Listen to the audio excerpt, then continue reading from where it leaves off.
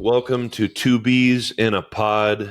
We have probably our most entertaining guest we've had. This introduction might be a little extraordinary because he's an extraordinary guy. So this individual had a really successful law practice out in Sacramento, sold it all, got into the supplement industry, and took it by storm, created a social media presence that I have never seen before, and then decided, okay, let's get out of America and go to Thailand and living the dream out there. I think the last time I heard from him, he had two girlfriends named Cat Lady and Werewolf.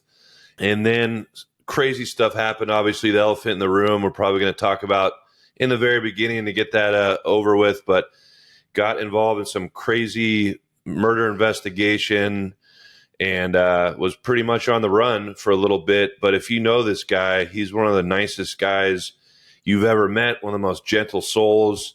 I didn't believe any of it for a second, but what an introduction. Welcome to the podcast, Dr. Tony Huge. How are you doing today? It's 11 p.m. your time, right? You're in Bangkok? I'm in Bangkok. Yeah. So we're at opposite time. It's morning for you guys. It's the first thing you guys are doing in the day. And it's the last thing I'm doing at the day. That's wild. So your mental performance may be a little bit sharper than mine. So first off, it's great to see you. We were all worried about you. Hadn't connected with you in a few months, and I'm like, hey, how you doing? And you're like, not very good. You sent me a link about a murder investigation that you were being framed for. Let's get that. Let's knock that out of the way, right? Well, what's the latest on that? Where are you now? You're in Bangkok, right? So you're back. You went to the Philippines. Explain that whole situation. It's wild. I did travel around. I was never a suspect, and it's not deemed to be a murder. It's a self-inflicted situation. But the problem was I am one of the more famous people in the city I was in Pattaya, and the city is quite a rough city. So it's perfectly safe to vacation there, to come and go, but to live there as someone who's seen as being wealthy then makes you a target. So I became quite a target. It was all at once, right? If I would have seen this building up, I would have been able to take precautions to protect my own privacy. But because it hit all at once, and this was national news across all of Thailand, and of course international to the extent that both my friend Leo and I were famous in our respective industries of biohacking and mental performance and bodybuilding.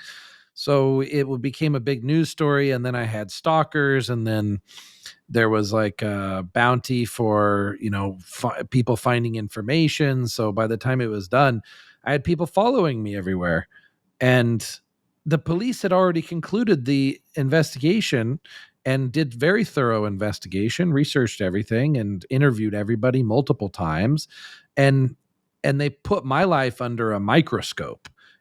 Similar to what happens with Andrew Tate, let's say, right? Like Andrew Tate, they want to get him, so they put his whole life under a microscope. They try to find something, they pin human trafficking on him, and yet there's no proof of it, but they were just reaching out, trying to find something to get him. So this is what was happening to me. I'm not saying it's not the police. The police is not a problem, actually.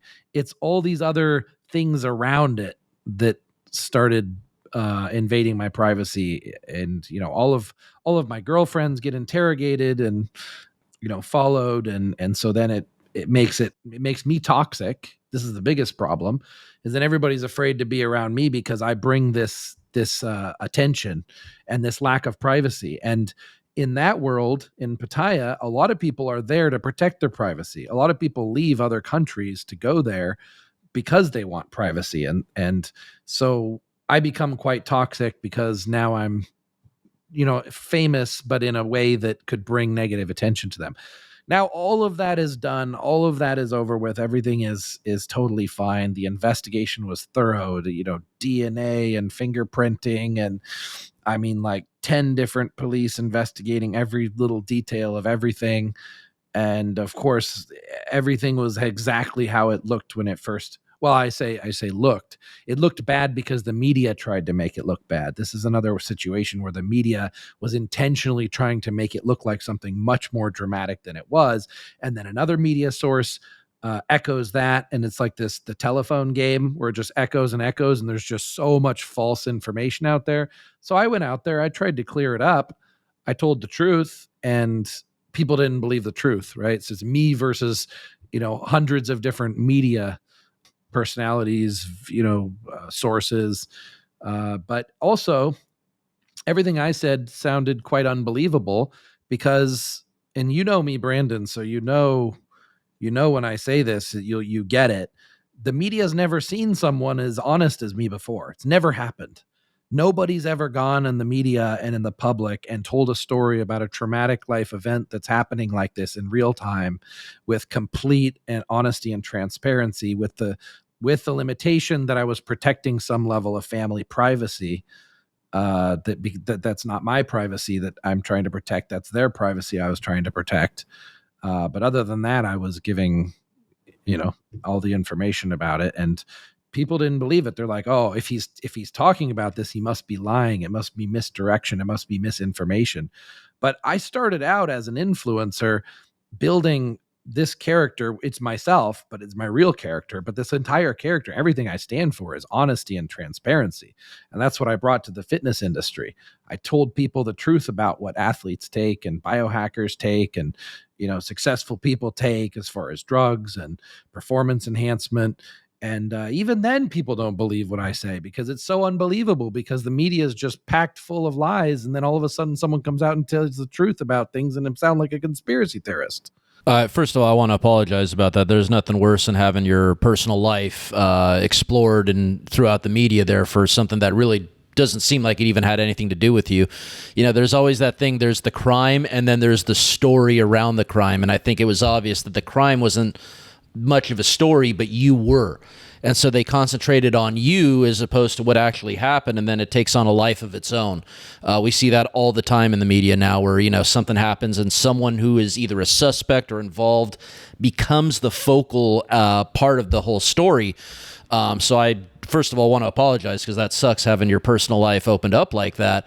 When did it first start happening that you noticed it? Like, did someone reach out to you and say, "Hey, by the way, they're talking about you on this thing," or did you start seeing it yourself? Yeah, tell us the story too, because our listeners probably don't even know the whole situation. Kind of elaborate on that, like what actually went down. And then, after this, we're going to move on, get into some fun stuff. But, it's kind of this thing. It is the elephant in the room. People want to know. I want to know if you're all right. You're a personal friend of mine, and we were all worried about you. But what was the scene like? Because the worst part is one of your friends. So you're mourning a close friend through all this, and then possibly losing your freedom. So kind of tell us what happened, just so our listeners can get a perspective of what went down. Leo's been a friend for years, and we talk on the phone and online, and we met in person in Los Angeles before, and then I introduced him to other friends, and then we keep in touch through mutual friends and directly. And then Leo had his entire reputation got destroyed, and it was game over for him as an influencer. So he left the country with no intent to return, went to another country, was traveling and was in Spain. What happened with that? What was the reason?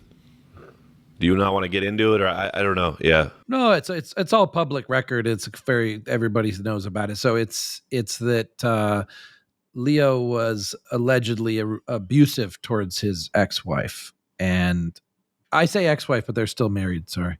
So wife, and they have a daughter together, and he left. He didn't think the daughter was his, and so he didn't think he was like leaving a child or anything like that.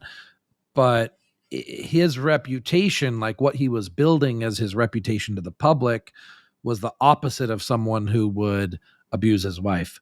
So it was such a contradiction to the character that he built that it just completely shattered and destroyed his entire reputation with no hope of recovery. Like he could never, ever possibly recover the same character that he had built before. He would have to reinvent himself. So when he was in Spain, then he was in a pretty bad mental situation, no hope of recovery. I was kept reinforcing to him that if he changed the environment, and then I could support and help him get back on his feet. So brought him to Thailand. He lived with me, traveled together to the Philippines and back, and got to know each other like really deeply well, like family. Like he was a brother. Actually, in a lot of ways, he was like a father to me, but it was kind of a weird dynamic because I brought him here to help him, but he ended up taking more like the father role to me, which was the opposite of what I expected. But actually, it's exactly what I needed. I felt like God sent this amazing person, like the person that I needed in my life most, to me at that time. It was just too much of like a spiritual coincidence that he needed me and I needed him at this level. Like I saved his life and he saved me from the insanity of repetition that was going on in my life, that I would never be able to improve my quality of life because I was stuck in a cycle. My cycle was mainly building a harem that was disrespecting me. And he was Muslim and he was extremely red pill. And he, despite me already knowing all of these things from listening to so many different podcasts and reading books about red pill stuff and how men and women really should interact, like it just didn't really click until I saw it in person and I witnessed how Leo talks about and treats women. And it's not in an abusive way. It's in a way like women are a different species than men. And you have to treat it like that because they think differently. They want different things. They like different things. They fantasize about different things. And, me growing up as a Westerner, I had a completely wrong view about women and what they think. And I needed that shift. And now my harem's much more successful. The girls are happier. I'm happier. I have respect. Everybody works together as teamwork. And I couldn't have done that without the teachings of Leo in person. So it was mutually beneficial, but Leo was a very, very difficult character, very brilliant, very intelligent. And like most, let's say like genius type guys are also, they also have a lot of mental issues they have to work through themselves. So Leo passed away in my house. At that time, I was spending less time with him, but we're still friends. We're still doing content together. We had shot our first long form podcast the week before, and which the audio didn't record before this. We were talking to you guys about audio. So on that Zoom microphone recorder, that pod track, you always want to hit the record button so you record a backup. So I recorded a backup, but I used a crappy SD card. Have to use a good SD card. Yeah, go for it. You want to hear something funny? 3 minutes into our podcast, I looked down at the P4, which for your viewers out there, it's the secondary audio. I'm like, it's not on. And I'm like, oh shit, like we should turn that on. But so keep going. Yeah, no, I was saying you were just hitting something that was just so perfect for what we were just dealing with back here. I look down, I look at him, I'm like, oh, dude. crap. Yeah. Yeah. Yep, that's right. So I now I put in a good memory card, so now it won't delete, but it didn't record. It was recording on the memory card, and then afterwards it says processing, and it never stopped processing. I left it processing for like 4 hours, and then I tried to do data recovery. I tried to do everything I could to get the audio, but it just didn't save properly because of the crappy memory card. I used like a knockoff memory. In Thailand here, you can buy these knockoff memory cards for a couple dollars that look exactly like the real thing. And it's like, how could this be so cheap? And they actually work in most devices, but it doesn't work in the Zoom, and big mistake. So now I just will pay top price for name brand memory card. We just did that about an hour ago. So yeah, we feel your pain. So then Leo passed away in the house, and that whole weekend was like Connor Murphy had come to town. He wasn't living with me at the time. He lives with me now. But thank goodness for Connor too, for getting me through this time, because like losing Leo was like losing a brother, and I was really unhealthfully lonely, I guess, after that, you could say, like it really was like losing a family member. But Connor was like kind of like Connor was like a son or a younger brother to me, like a younger guy come in, and Connor was new to Thailand and he doesn't know what he's doing, so I got to teach him, and that made me feel useful towards him and kind of pay forward some of the teachings that Leo taught me. So it's weird how all that worked out. But with Leo, he passed away, and I didn't even know for it was until the third day, because I was messaging him and he wasn't responding. And then finally I decided to check his room and check his bathroom, and then I discovered he passed away. Yeah. So sorry about that. First of all, we've lost friends close to us as well too, and like you say, there is this weird void that's there. You know what I mean? Like you've had this person that you can talk to, rely on, laugh with, and then all of a sudden they're not there. So we understand that pain of losing a friend. So I do want to first of all say my condolences to that. I know that definitely changes a person. It makes you start to look at life a little bit differently, different outlooks, things like that. It sounds like it definitely took you took some things to heart there and kind of changed a few things. So yeah, I totally get that. And I do want to apologize again, because it sucks that you lost a friend, and then also now you're getting all this media looking at you and trying to kind of, I don't know, pin it on you, or at least throw you in the mix somehow, some way. So that's like a double whammy, where first of all, you're mourning your friend, and then also you're getting all these allegations tossed at you. So once again, I do apologize about that, because I don't think anyone deserves that. Yeah, it definitely interrupted the mourning cycle. Like you can feel the mind emotionally wants to go through these stages of a cycle, and then it can't, and then it just leaves like this loose ends in your head. It's a really weird thing. On the other hand, because some people were commenting in another podcast about how my uncle saw that I wasn't really emotional about losing my father, but I mean, I just needed time to process it as well. Like, I don't know what am I supposed to do? Just like break down in front of everybody and start crying? But no, but there's some processing that required, and like, there's a lot of unfinished work in my head that still needs to process about it. Like, the most obvious thing that comes up in my head that like, what could I have done differently?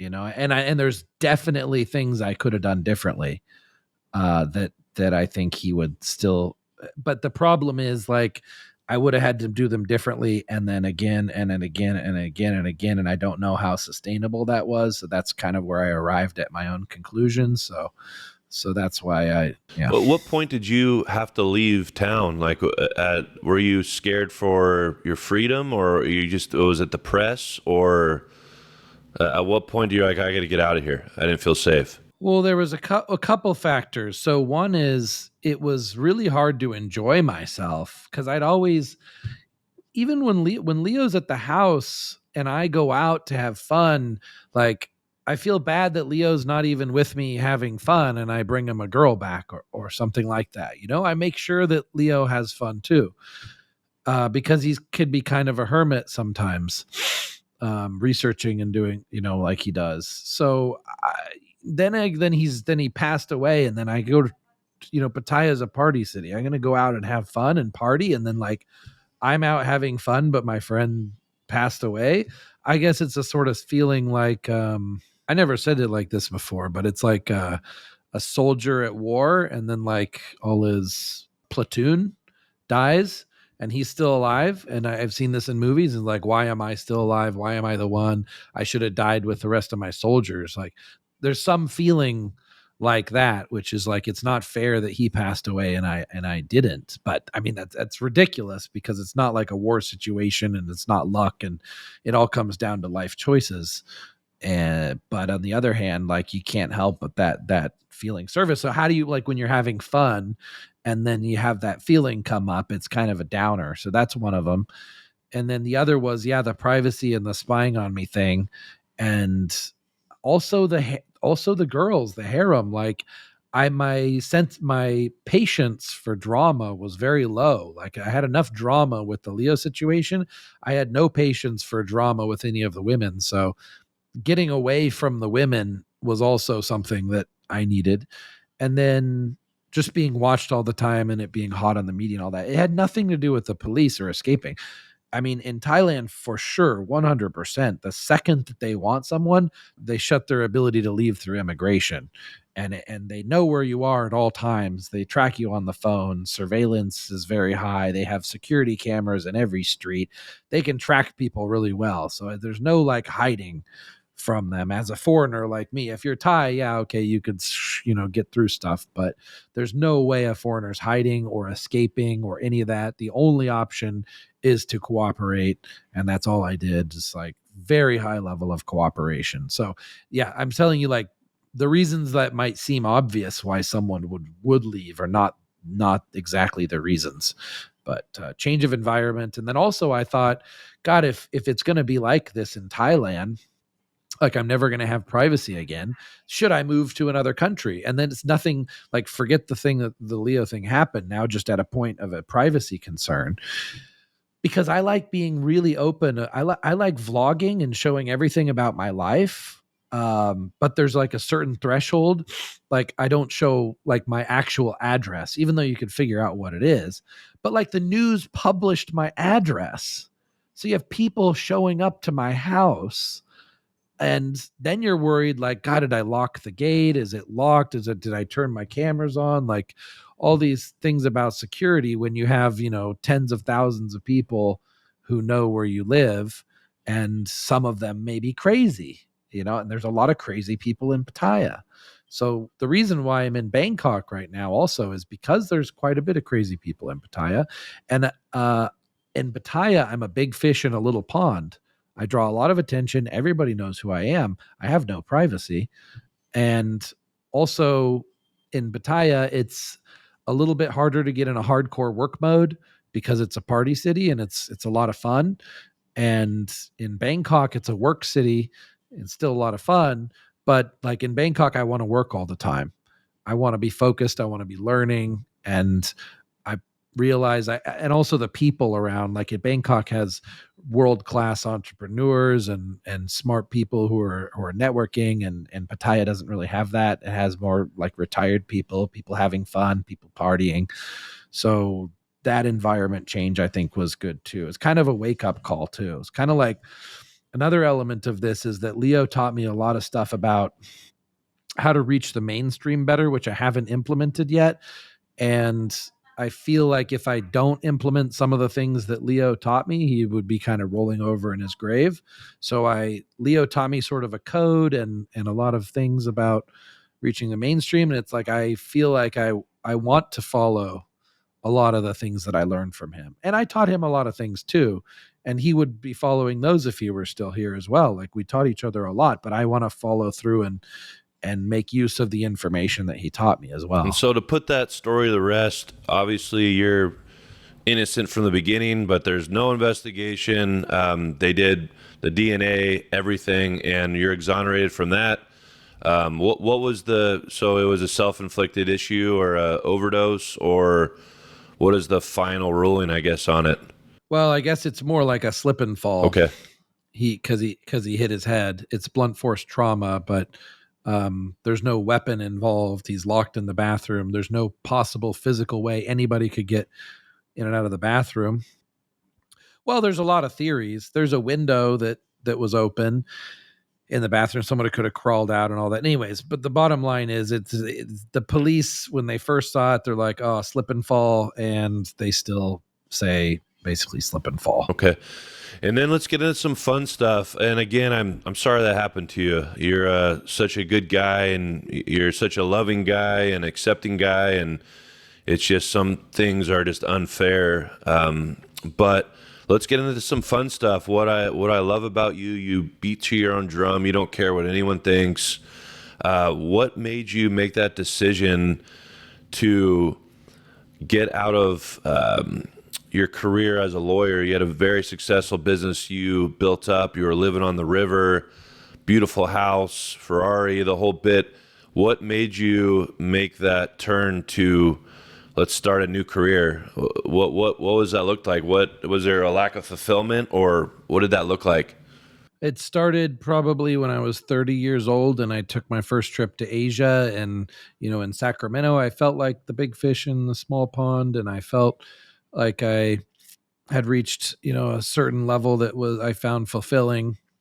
And I went to Asia and I realized how big the world was. And I liked the culture in Asia better, like the culture between men and women. I liked that everything was way cheaper. I liked that some things were very efficient and accessible. And people were very respectful. I liked the mindset, especially in Thailand. But I traveled to Thailand, Philippines, Hong Kong, and Vietnam, so I got a good idea of what Asia is like in general. And Thailand was my favorite as far as lifestyle. Philippines was my favorite as far as girls.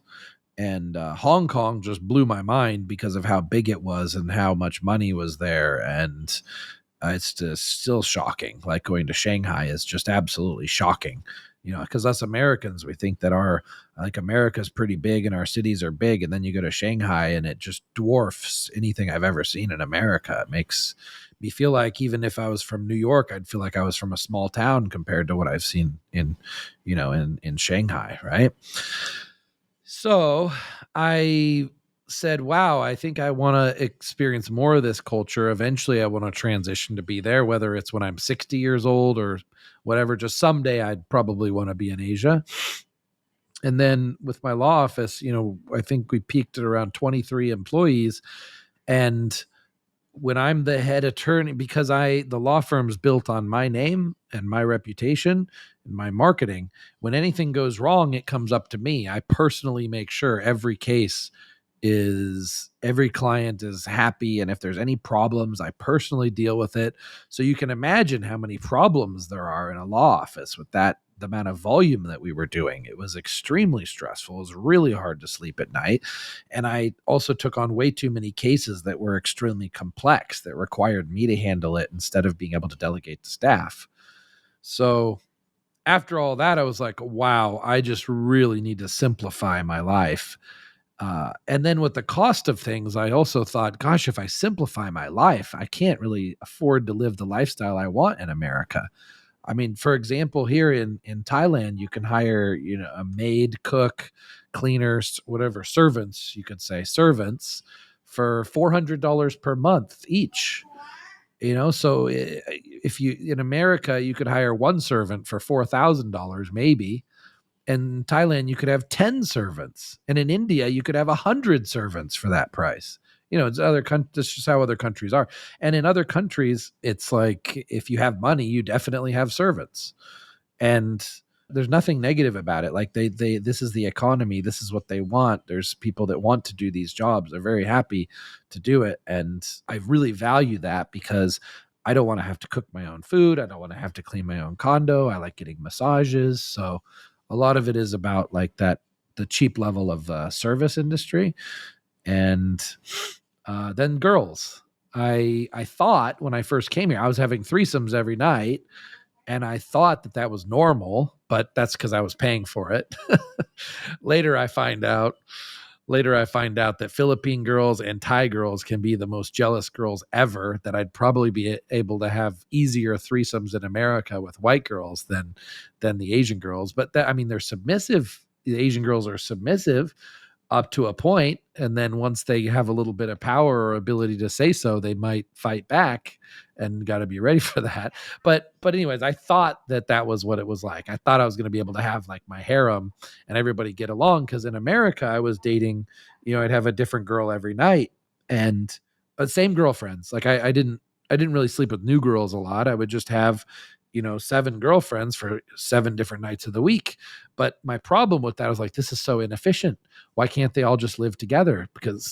But they can't, but they couldn't. I thought in Asia, okay, they can. I can have like what I have, but even better, I can have them all live together and work together, like something you see in a movie of an Arab prince or something.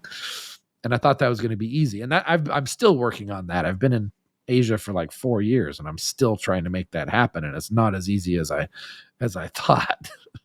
Yeah, so those are some of the reasons why I chose Asia, amongst others, probably. Yeah, so I'm curious. So you were, I think I read that you had created and built this. It was like a bankruptcy law firm more than anything else. Is that what you concentrated on? Yeah. Yeah, I started out doing all areas of law, but then it took the highest volume of cases was bankruptcy, and it was Chapter 7, 13, and 11.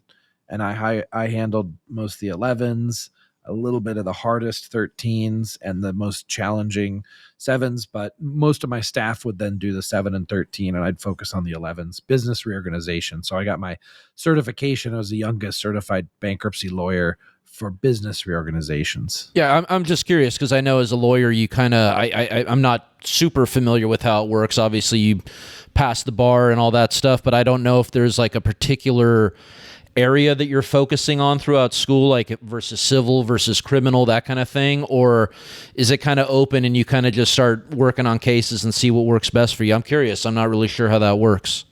Didn't learn anything about bankruptcy in law school. Law school gives you the tools. Actually, the better the law school you go to, the less they teach you about how to practice law and the more theory they teach you. It's directly related. So you go to the worst law school and they'll tell you how to like fill out the forms and like how to actually work the case. And you go to the best law school and you have no idea how to do any case whatsoever. All you know is like the history of law and the theory of law. But there's a reason for that, because you can learn from whatever area of law you're going to do, and whatever boss hires you, you'll learn from them and they'll mentor you about how to do the case.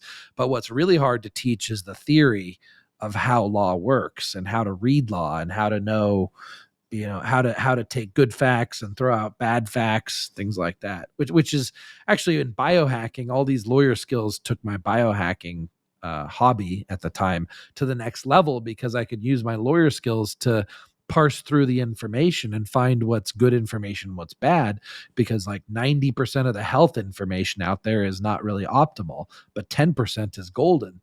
But how is a layman supposed to be able to tell the difference? But if you're a trained lawyer, you can actually see the difference between the good information and the bad information. So in law school, we learn how to do that, but you don't learn that much about. I didn't go to a great law school, but it was still a lot of theory and a less practical application, but still more practical application than a Harvard law school, but nothing about bankruptcy. So when you come out of law school, I interviewed all these lawyers. Why did you choose the area of law that you did? And they all said the same thing. They said, because that's the first job I got. So if I asked a criminal defense lawyer who's been doing it for 20 years, why'd you become a criminal defense lawyer? Because that's the first job I got. So I learned how to do criminal defense law. So I kept doing it. I got good at it. And then what am I going to do? Jump to a different area of law and start over I know nothing about? So with bankruptcy law, since I was young and I wanted to learn every area of law, I was taking every type of case, but then there was just more bankruptcy cases available. And I found a mentor to teach me, a mentor who was a previous bankruptcy trustee and a lawyer, which is a killer combination. So I got like a top level mentor. So then it was like, okay, now I've got an advantage in this area of law. I could really be a kick-ass attorney in this area. Interesting. And so you wind up selling that firm. Is that what I saw, that you had sold it off before you moved away? Was that hard for you to sell off something that you had started, or were you already on your way out at that point, kind of like, well, at least I can get something for something I started?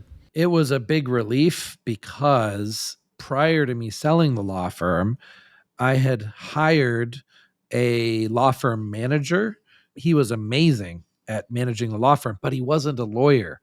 So there was a limitation to as much as he could do, and it always still fell back on me.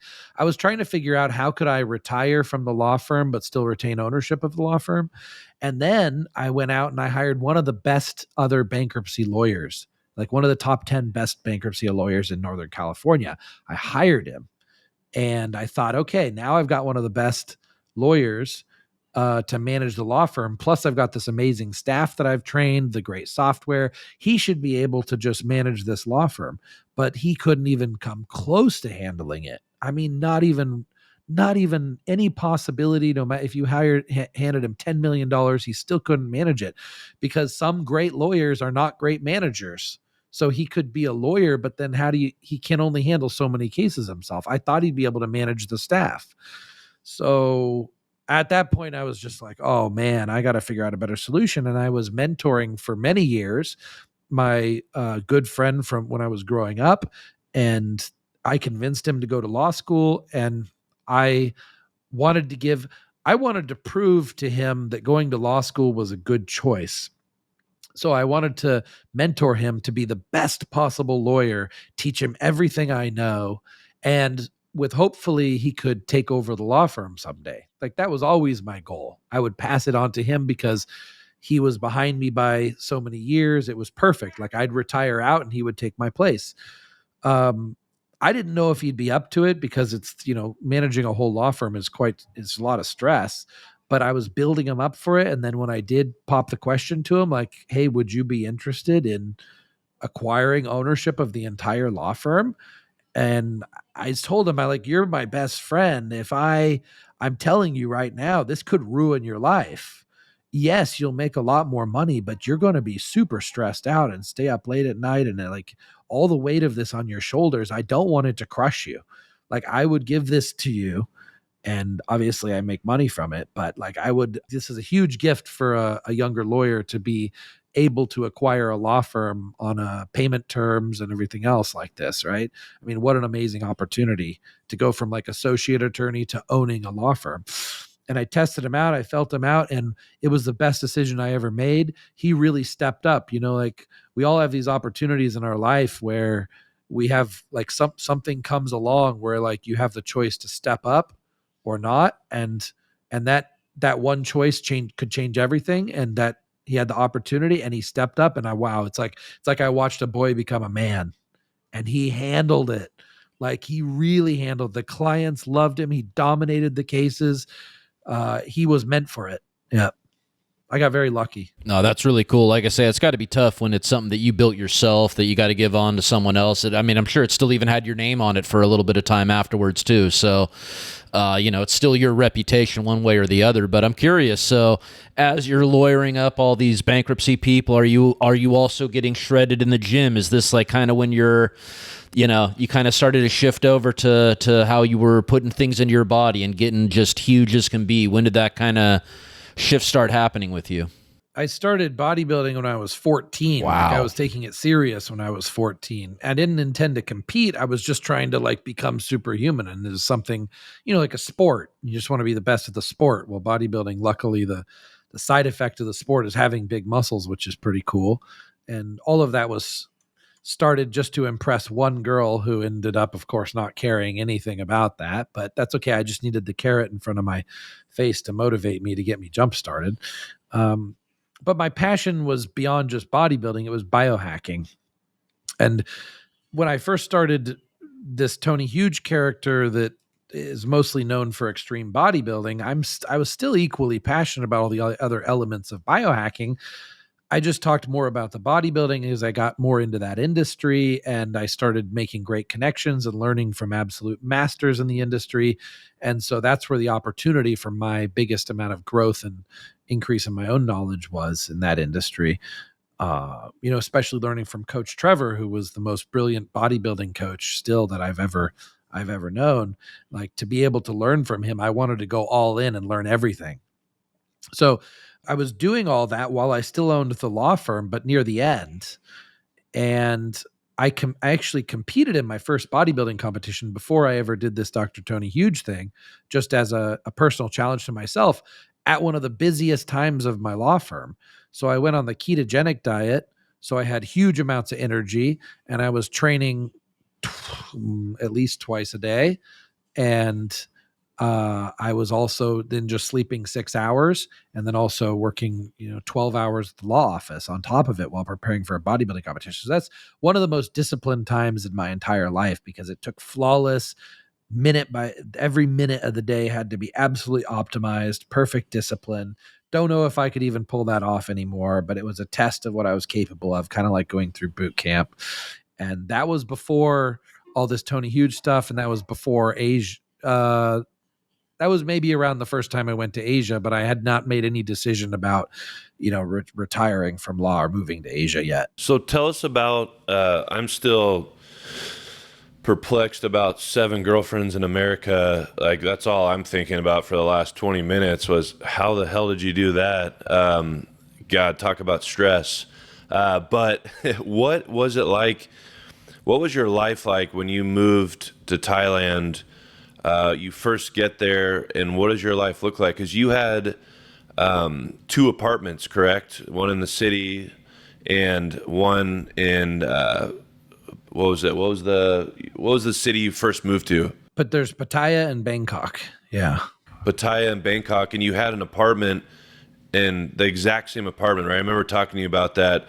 The same everything, the same blender, the same clothes. Did you do that right off the bat? Like, was it what did it look like when you went over there? You sold everything, like your house, the cars, the law office. You end up in Pattaya, and what happens? What does your life look like? Or did you have it all set up before you went? No, I went from having a luxurious lifestyle and fancy, expensive things in America to living in a crappy little apartment with no car, no motorbike. I mean, it looked if you would have seen my lifestyle in Bangkok, you would be like, oh wow, he's totally broke. He's got nothing. I mean, he's wearing gym clothes every day, he's not wearing a suit. He doesn't have a car. He's not driving a Ferrari. He doesn't have a house. He's renting a tiny little condo, So yeah, it was a huge, but I wanted to experience that because I wanted to see, there was times in Sacramento that there's one time that really stood out at me. Like there was one time I had a lot of money, but I sat on the side of my bed and I'm thinking there's nothing I can think of that I want to do in Sacramento, no matter what the cost. Like there's nothing exciting to me. And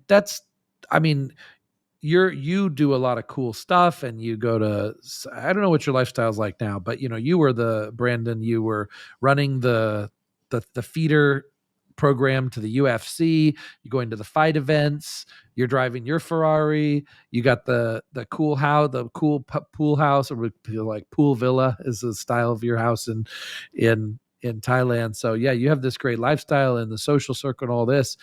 But for me, I just of my particular life, I would get bored. I got bored so often, and I kept thinking back in my head, like, man, the most fun I've ever had was in Asia, when I spent like $60 for the night.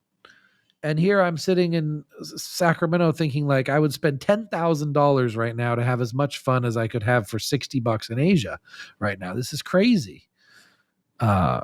So, and then also in America, I was always nervous about just the government in general. Now I realize, most of the world's going to become the same way anyways, but I was just nervous about the government and the spying. That's when we were starting to learn about how they're watching everything we do with our cell phones. And I, as a lawyer, saw a lot of people gotten taken down for small things that were ridiculous, and it just made you very fearful of the government. So when you moved there, you had, you obviously lived in a small apartment, but you're just trying to figure out like where fit in with the city.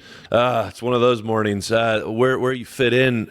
Where at what point did you like, okay, I got it. I got my place I got my 2 places. I got my city. I added the city place.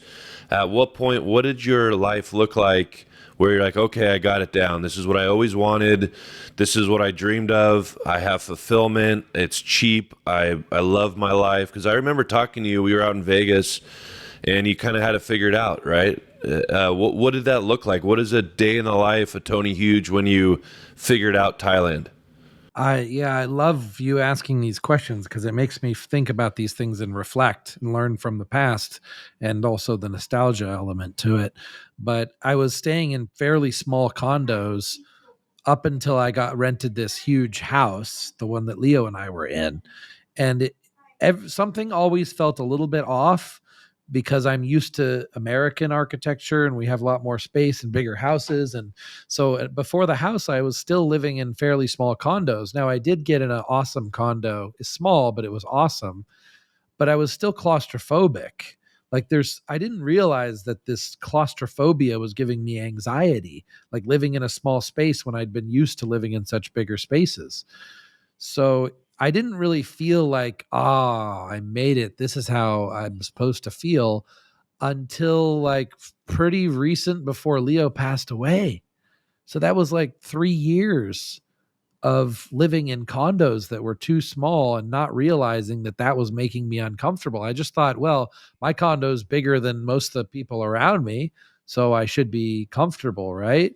But we're from America and we like to sleep in beds. Heck, a lot of the Thai girls, they want to sleep on the floor even if there's a bed, and they like to sleep multiple of them in one room, or multiple, like 3 Thai girls would love to sleep together in one twin size bed. They just like small spaces because they grew up in small spaces. And we as Americans aren't comfortable with that. So finally, I realized now I need a lot more space. And then I got really at the house. It was an amazing lifestyle with Leo. You had Leo and I'd have like at any given time, I'd have 3 of my girlfriends in the house. All of them would be serving us. They'd be cooking for us, cleaning for us, running errands for us. I mean, Leo got just as much benefit from them other than the sex because they were his servants. And he loved having servants. Like he's a Dubai guy. He's from a family. His dad's side of the family, I think, must have had a lot of servants because after seeing him with servants, I'm like, I can't imagine Leo not having servants. So he really loved that living situation, and I did too, and it was perfect. And I had the cool motorbike. I had eventually got the car, and then now normal life that I should be living. At that point, and then Leo passed away, and then it's like everything fell apart, and then I'm traveling again and uncomfortable again, and then finally I come back to Bangkok. I get a huge place. I'm comfortable. Have the girlfriends here, comfortable. Have the car and the motorbikes and Connor, and so now everything is super cool, super comfortable. But this is only temporary. I told my main girlfriend, the harem queen, because I have to appoint one that's like in charge of everything, so I can tell her what to do, and she tells all the rest what to do. So I told her we're in Bangkok just to find other girlfriends. And then once we have a cohesive group we're going to move to somewhere really beautiful on the ocean, like out of the movies. And so I'm ready for that. But I think she keeps forgetting the goal because she keeps getting jealous and getting rid of other girls. What, do you have a name for her? Throwing tantrums. I had the nicknames for all the other girls. I had Puppy and Monkey and Werewolf and Cat Lady were my 4 favorites. And because they look like Werewolf, because when she drinks, she gets violent. Her claws are so sharp. She'll just like, she'll try to break down the door and she'll put claw marks in the door. So that's Werewolf. And then Cat Lady, because she's obsessed with cats. Like all she thinks about all day is cats. She's a crazy cat lady. And so what does the harem look like? How many total girlfriends will you feel fulfilled and like, okay, this is enough right off to the sunset? I really just want to have threesomes every night. So if it could just be 2 girls, then that's fine. But then, of course, they're going to want another one to help them do work and stuff. But I mean, that's what the goal was really to have just threesomes every night. So it only requires 2, but that's just been so difficult. I mean, it happens. If I put a ton of energy into it, it happens. But the whole point is like, what I want to do is it's going to be midnight. And then, so like, let's say 1 a.m. I want to say, okay, girls to the bedroom, boom, and it's done. And it's just all easy. I don't want to have to like entertain and seduce. And I want to focus on work and learning and not have my romantic life like consume me. But I just still haven't gotten there. It's such a challenge. And despite like, I even hired David Bond, the expert who's building a harem in every city. So he teaches you how to do it. And I learned a lot. And between him and Leo, like I'm like 95% of the way there. I just can't get that last 5%. But I made a lot of progress. So instead, what is easier to do is have multiple girls live with me, and then they each get their own reserved romantic time, or even more of my girlfriends live separately now, and then I just go visit them, which is not a harem at all, but that's totally fine with them. Because the same thing as it was in Sacramento, these girls are all like busy and their own lives, and they don't need me all the time, and they just need sex twice a week. And so as long as I meet that requirement, then I can keep them. If I give them less than that, then maybe they would. And then I remember when we met out in Vegas a few years back, was your budget was hilarious. Like you had it down to a T. Can you tell us about that? As I think our listeners would like to hear kind of the difference between America and Thailand and what you could get financially wise in a pretty. I forget what your budget was, but it wasn't crazy. I think it was like $5-6 grand a month. Like what it all included is you had a very detailed budget. It was hilarious, and you said it very matter of factly, and it was I think it'd be really interesting to hear what your budget looked like out there and what you got for it. So it varies a lot city by city. Because the rent prices and among other things, the price change. So like in Pattaya, it's probably half the price of Bangkok for my lifestyle. And so in Pattaya, like the rent on the house was only $2,000 per month. Is that on the water? For a 5-bedroom? Nope. But it's right in the middle of the city. So $2,200 a month, let's say, for 5-bedroom, 6-bathroom, big brand new house. I'm the first person to live in it. It was designed practically perfectly for me. It's how I would design a house myself. It's so perfect. And it had a beautiful pool, private driveway, large area for a gym, like a home gym setup. So that's super. That's like in America, the same thing. Well, it depends like whether you're in the country or the city, but it may cost it costs a lot more. Okay. So then girls, of course, are the cheapest, like full-time wage for a girl that works for a company or something is let's round it up to $450 per month. And, if she has a college degree and she's got some years of experience and she speaks perfect English and she's just very skilled, she might be like $650 a month, $700 a month. So you can hire like someone to work for you, like an assistant. And then, if there's romance there on top of it, then that's a bonus as well. So you could have multiple of those, and food is crazy cheap. The price on everything is going up. Inflation's hitting here as well, but massage is anywhere from $6 to $10 for an hour. Or if you want let's say a romantic massage that blows your mind, like let's say you go to Las Vegas and you find the baddest chick ever and you bring her back and you party with her, and it's just like, wow, what a night to remember. That's a once in a year type of thing. Well, you could have that every night for like $65, So that's probably where you save the most amount of money, because that same thing in Las Vegas, maybe that would cost like $600. And then transportation, what did you have? You had a motorbike, or what is that like? Yeah, the motorbikes you can get a motorbike for like $300, but you could get a really nice motorbike, and we're talking scooter, not like motorcycle. You can get a really nice motorbike for $2,500. And so that's all the transportation that you need. You can use public transportation like taxis for only like $5 to go pretty good distances. You can take the speed train that goes through the whole middle of the city of Bangkok for only a $1.50, and you can go all the way across town very quickly.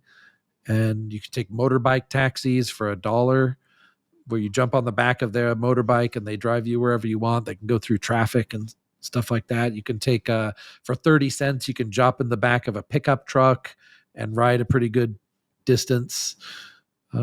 Transportation is amazing. And the freeways here between the cities are actually very good. And you could consider there's practically no speed limit. Wow. So I'm curious. So let's say it's right now. You have your number one girlfriend with you. you want to meet a new girl. How do you go about doing that? Are you meeting them at the clubs? Are you going out, like actually asking girls out on dates? And then, by the way, would you like to be part of my harem? Like, I'm just curious, like, how this is happening. How are you meeting these girls out there? And I'm kind of bummed your main girl doesn't have a name. I think that needs to happen soon. Nita, come here.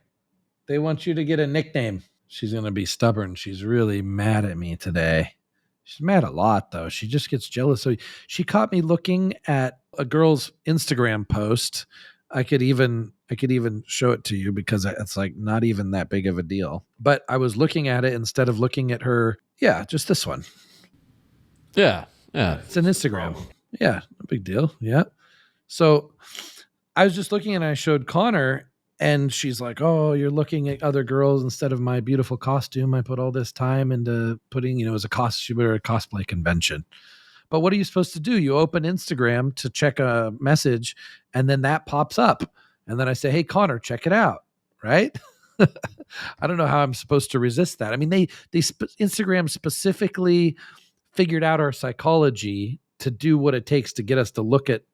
And that's exactly what it knows I wanted to see. So I can't defeat that. So anyway, that's why she's upset. But I met her and I told her right away that my goal is to build a harem and explain the whole situation to her. And she's bisexual. That's why I chose her. But later I find out that she's bisexual, but she's monogamous. So when she's in a relationship with a man, it's hard for her to develop any kind of attraction or for a female, but she could be in a relationship with a female and then totally exclude men. But the other element though is like when she's drunk, then anything goes. So, but then like, I don't want to go party and get drunk and then you can come say hi. See, they're right there. That's Nita. Hello, nice to meet you. Hello. Oh, she's mad at you. I can just tell. Yep. Not stoked. Yeah. Yeah. So, but we have a new rule. When she's mad, I just going to leave and go to one of the other girlfriends' places. That sounds like a wonderful rule. But yeah, like I say, how are you meeting new girls though? What are you going? Are you just going out to the clubs? You're getting them in trouble, Tim. Right? She's right there. Oh, the earphones are on, anyways. But that was the plan. But no, like when we go out together, and my goal is to pick up another girl. But as soon as I look at another girl, then she wants all the attention. She needs a lot of attention. She's very like attention, high maintenance. And I just didn't realize that in the beginning. That's I guess I saw what I wanted to see, and I heard bisexual, and I thought, okay, this is it. This is what I wanted. So now we're compromising. Like now I say, okay, so like baby mama 1, she will come over tomorrow and the next day. And so her and baby mama 1 will hang out. The harem will hang out together. But then when it's time to have sex, I'll have sex with one or the other at a time, not both together. So that's cool. She's open-minded with that. She just doesn't want to do the threesome. What does she say? What do I want you to do? I want you to have threesomes with me. No, you don't want. I feel like she's processing. Oh, no, right now. Yeah. I don't mean right. Oh, she means no right now, but later she would. I think she's looking up our personal information right now to rip us a new one on that pad right now. I just feel like that's what's happening. So I don't know what to do. I don't know what to do now. Like the question is, how do we find new girls? Like I've just been visiting girls separately, and I don't think I can get her to do a threesome. So the way you find girls in Thailand is there's an app called Thai Friendly, and there's Tinder, and there's Bumble, and there's one other one, and online dating is huge.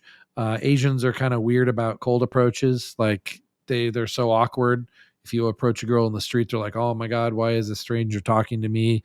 They get embarrassed. So the online dating probably works better. You can still cold pick up, and there's dance clubs. The problem is I don't want to get like a drinking party girl, because I know later that style is going to interfere with my productive lifestyle. No, that's why I'm asking, because I know it's hard to find girls that are of a certain, mindset. When you go to places like that, you're getting a totally different mindset, probably not the one you're looking for, someone who's still got, wants to be partying all the time. And wants you to be paying for everything, I'm sure. So that's not maybe what you're looking for. But no, I am curious about one thing. You were talking earlier about one thing about how you were working out for a bodybuilding competition. You're still being a lawyer.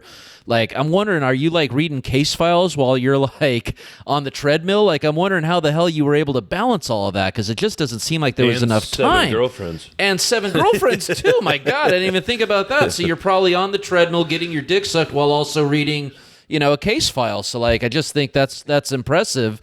But yeah, I also wonder, like I said, you're Dr. Tony Huge, and I'll be honest, I don't know if that's a true thing, but I got to think it is, because you seem like you're a very well-read guy. You went through law school. Did you also have to go through and like get your doctorate in something too? Nope, it's just a doctorate in jurisprudence, so just the law school.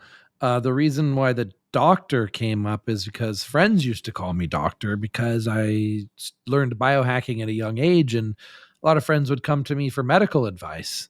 And so they would call me doctor. And then also the Tony Huge name, my real name's Anthony Hughes, but Tony Huge was like a funny stage name that my friends and I made a long time ago. That's like if you had a porn name, how you like think like, what would your porn name be? Tony Huge is like the perfect porn name. So it all fit together, Dr. Tony Huge. So do you ever feel like you're searching for something that you'll never find? Because I feel like, how long you've been in Thailand now? You said 4 years? And do you ever feel like you're searching or grasping for something that doesn't exist? Well, as far as everything else in life, Thailand has everything that I need. It's just the harem situation, which David Bond, he's the expert on this. He said if I went to Colombia, it would be easy. I'd be able to have it. Exactly what I want, exactly my style. Colombia is the place for me. But I just love too many things about Thailand. I speak Spanish and I love Colombia, and I would consider living there, but I do want to give it my best shot here. And every day I try to decide, should I just give up on the harem or should I try harder? And right now I'm kind of leaning towards giving up, because now I'm letting the girls kind of segregate themselves more. I can't even remember the last time I had a threesome that I didn't pay for. It's been so long. So I don't even remember, like, yeah, I mean, oh, well, what am I talking about? No, okay. I had one recently, but it was it didn't have all the elements of the threesome that I'm really looking for, but it was okay. Sound like we're talking about a devil's threesome over here. Is that what we're talking about? That wasn't the element you were looking for? Was the cock and balls being in there? Or No, it wasn't that, but that's funny. Because you're a big fan of the lady boys, right? Yeah, I really like ladyboys, but I actually haven't been with a ladyboy in a very long time. So what is it that intrigues you? Is it just kind of a kink, or how did that happen? Well, the ladyboys that are good at being ladyboys are better at being women than women are. So they learn how, like, everything the seductive that a woman can do, and they do it better than a woman. And then they get a bunch of surgery, so they look better than a woman. So they look better than a woman. They have a better personality than a woman. They're smarter than a woman. Like they're a perfect 10. In fact, that's how you can tell it's usually a ladyboy, is if they're a perfect 10, they're probably a ladyboy, because women can only go up to like a 9. Because men are better at being women than women are. But this is not true for the United States. I don't, in the US, from what I've seen, I did actually go on a date with a ladyboy that was pretty amazing in the US. But for the most part, in America, they don't have these feminine type ladyboys like they have in Thailand. Like in Thailand, the ladyboys are so feminine, you can't tell the difference. And in America, I haven't seen that very often. And so you talk about your harem, and if you're able to find that, secure that, and go to a tropical place, have you already have a mindset or know where that place is going to be? Well, there's lots of places around the coast in Thailand, but I do prefer being near a city still, so I can get access to everything that I want, and still city life. And so Pattaya is still a possibility. I can go back to Pattaya at any time. I wanted to try to find like a higher class place than Pattaya. I went to Hua Hin, which is 3 hours south of Bangkok on the other side. That was pretty nice. That has a little bit less party, but the houses are much bigger. You can get like a really huge house there. And then Phuket. But Phuket prices have doubled recently. Phuket is actually very expensive to be at. It's still cheaper than America, but I mean, it's like it's more than double the price of Pattaya. It's like maybe 2.5 times the price of Pattaya. So I have to think, like, is it worth really paying like that much more to just be in a little bit more classy place? Or can I hope that Pattaya just develops a little bit more and has some more of the classy elements to it? And but Phuket also has the more beautiful ocean, and Pattaya, the ocean is still, to me, is beautiful compared to like California, but it still doesn't have that like clear water that Phuket has. So in Phuket, you can get a house on the ocean. You can be overlooking that paradise looking clear water from a magazine. And as far as, I don't know, like a different country, I always get scared for like natural disasters and stuff like that. What's out there? I know, is it hurricanes out there, or what elements are different than the States? I've heard of these, but I've never seen one, and I've been here a while, and I don't think there's any more risk of that than there is in the U.S. Yeah, I don't think that, I don't factor that as a risk. And since you moved, how often do you come back to the States? Do you miss the States at all, or is it more like, man, I wish I would have done this a long time ago? The things I miss about the States is it's easier to find people to communicate with very well, because it's not just the English, it's also the culture. Like, you and I grew up probably watching some of the same movies, and, we have some of the same slang. Like, communicating's is so important. And, some of that element can be missing, because even in Thailand, you meet people who speak English. They could be from Europe, and that's awesome. And you can learn a lot from them and get some variety of perspective, but you're kind of missing that common element of where you can communicate on that higher level together. So that's one. And then another is Costco, Walmart, Amazon Prime. These consumer goods in America is like the best in the world. It's amazing. Like, so in Asia, it may be cheaper for labor and cheaper for food, but consumer goods in America is like the best value for the most accessible ever. Like, you really gotta, you being there, gotta really appreciate. You can just go on Amazon and click and order, and boom, it's right there, and the price is amazing. I mean, in Thailand, if something is imported, they charge a huge tax on it. So if I want to go buy a pair of Nike shoes at the mall, number one, they're not going to have my size, which is only 11, but they stop at 10. So it's hard to find even a size 11. God, I mean, you're taller than me. What size is your shoe? Size 14. So I would, yeah. I'd have some trouble out there. You'd have to cut 2 7s or something like that and piece them together. Yeah. You'd have to order them from the U.S. and pay like double the price of them in tax. So yeah, stuff like that can be annoying. So yeah, these are things I miss. Do you have friends ship you goods or shoes, or do they still get taxed, right? Even if, or how does that work? Yeah, they still get taxed. The whole point of why countries do this is they try to support their economy at the exclusion of others. So they're like, they want you to buy something made in Thailand. Well, Thailand doesn't make shoes, so you're forced to buy, shoes from other countries. So unless, well, they do make some shoes, but they're so, terrible quality. So yeah, you kind of import a lot of stuff and then pay tax. Yeah. And so what are you doing for money now? You sold the law firm. I know you have Enhanced Athlete. You're one of the, I don't think you're the CEO, right? But you're the figurehead for Enhanced Athlete supplement company. Is that your primary source of income, or are you doing anything else? Or there's a coaching program, Enhanced Matrix HQ, and then that's the monthly service where people can get the most effective biohacking protocols. So like if someone wants better sleep, they go in there and they can find all the information about how to biohack themselves with chemistry for better sleep and so on. And then they can step up and do coaching and talk to me, beginning, middle, and end of the coaching program, and then just maintenance message along the way. So yeah, a lot of coaching clients. Wow. Yeah, I feel like you're pretty content over there, and there's no chance you ever coming back here to live, right? This is your Is there any chance you come back to America, or be any reason? I think about it every once in a while, actually. I think about like Las Vegas, for example, because, that's Las Vegas is awesome. And Florida looks pretty awesome. I like Florida and I like Las Vegas. So I could live there and I could be happy. Um, but it's probably not. I don't have any specific plans to come back, and it's hard to imagine getting back into the system.